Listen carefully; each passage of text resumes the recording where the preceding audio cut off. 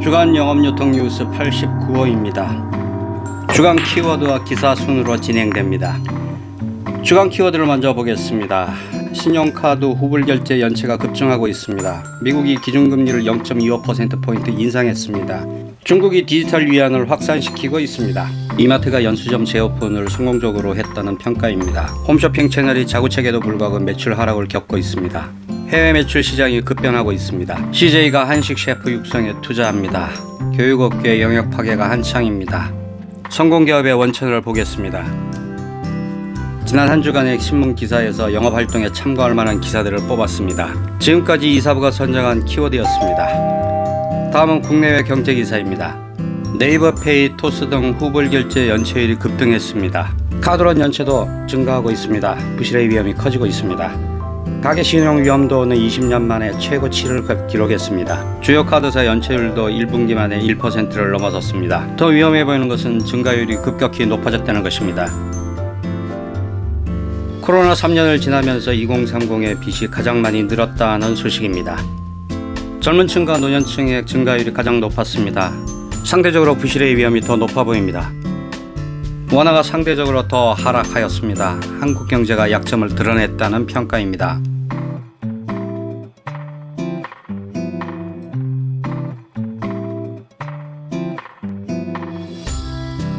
세계 곡물값이 급등했습니다. 밥상 물가가 더 불안해졌습니다. 이상기후, 전쟁, 환율, 원인도 해결책도 복잡합니다. 하반기도 역시 불안해 보입니다. 불안 요소는 더 커져가는 것 같습니다. 이럴 때에는 기본에 충실하는 것이 최고입니다. 버티는 힘 중요할 때입니다.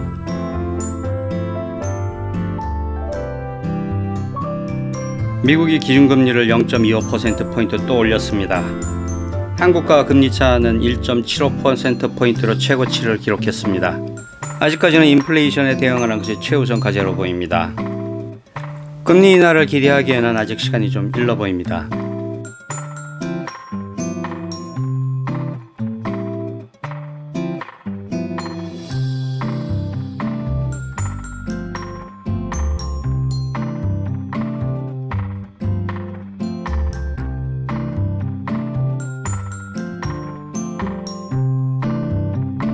빌 게이츠가 AI의 교육 활용에 대한 예언을 했습니다.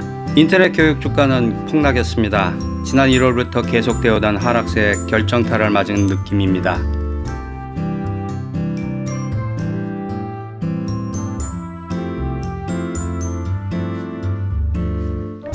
일본이 ATM을 줄이고 있습니다. 디지털 뱅킹을 확대하려는 움직임으로 보입니다.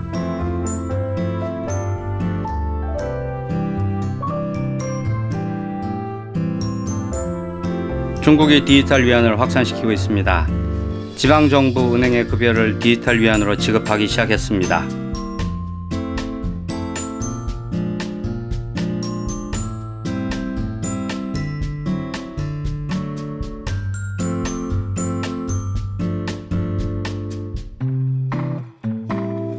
리오프닝 이후 중국 첫 번째 노동절 연휴입니다.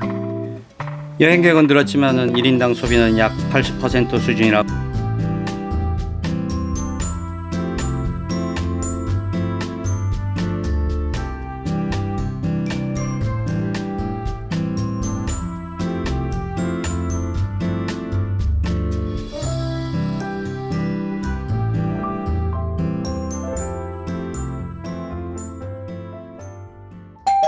영업유통 마케팅 소식입니다.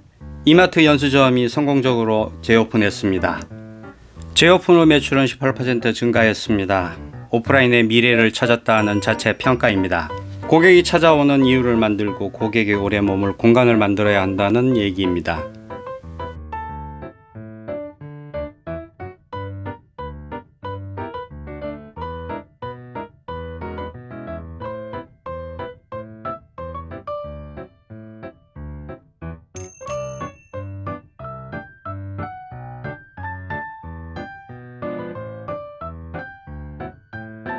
유망 D2C 스타트업을 육성해 나가려는 CJ 온스타일의 계획입니다.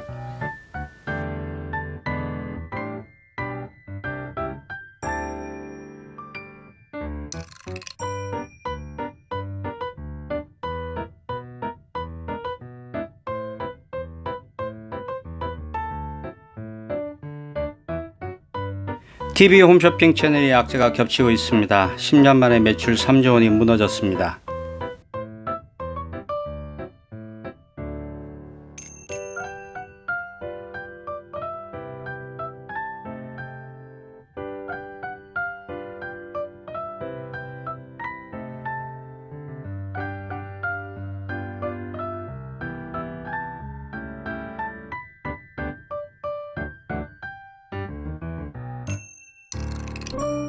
지난해 1분기 온라인 쇼핑계의 동향입니다.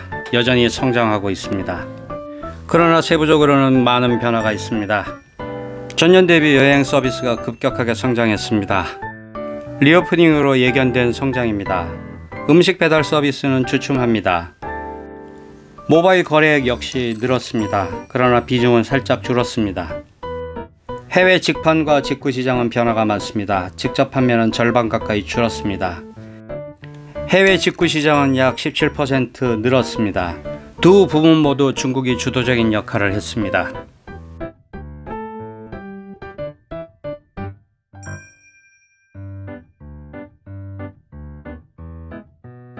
특히 주목되는 부분은 중국 시장입니다.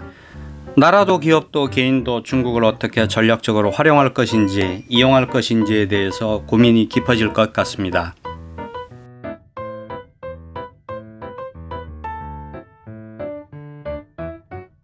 CJ 대한통운이 글로벌 택배 시장을 겨냥하고 있습니다.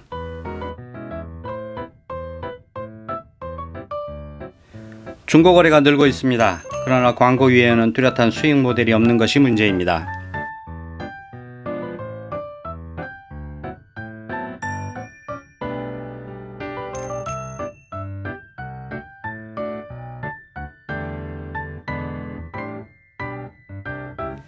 AI 컴퓨터 기술이 진화하고 있습니다. AI가 불량품을 찾아내고 액세서리를 척척 골라주고 있습니다.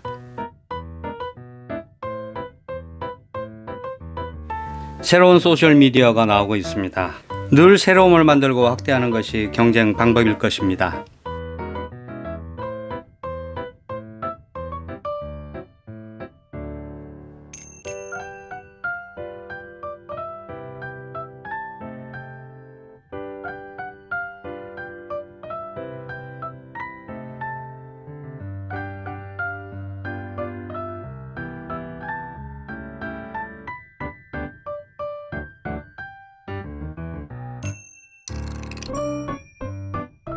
이랜드가 중국 유통 전략을 새롭게 만들고 있습니다. 오프라인에 힘쓸 계획입니다.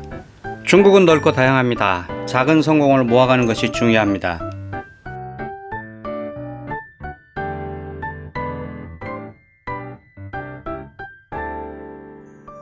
CJ 제일제당이 K푸드 요리사를 발굴 육성합니다.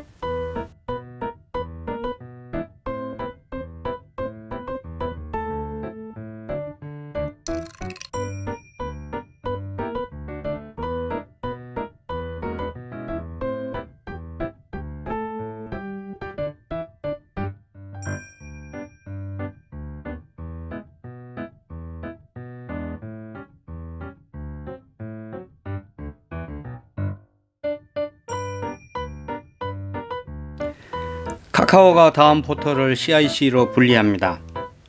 다음의 검색 점유율은 약 5% 수준입니다. 구글은 32%까지 늘었습니다.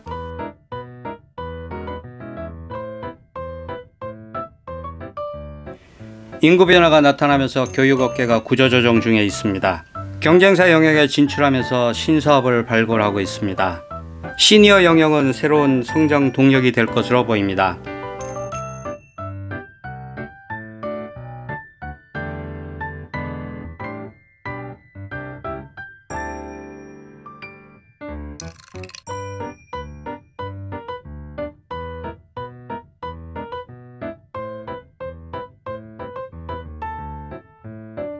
LG전자가 남양주 부평초등학교에 미래교실을 조성했습니다.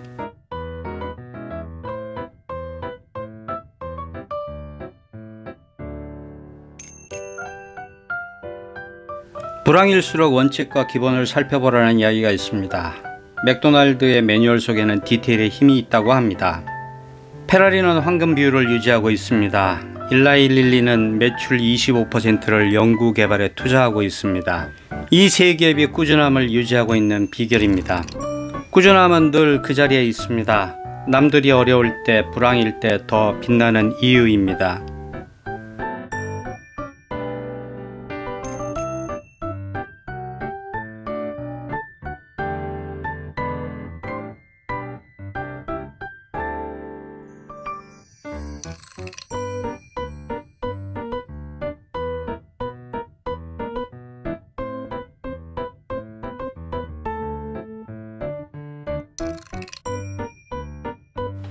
(89호) 주간 영업유통 뉴스를 마칩니다.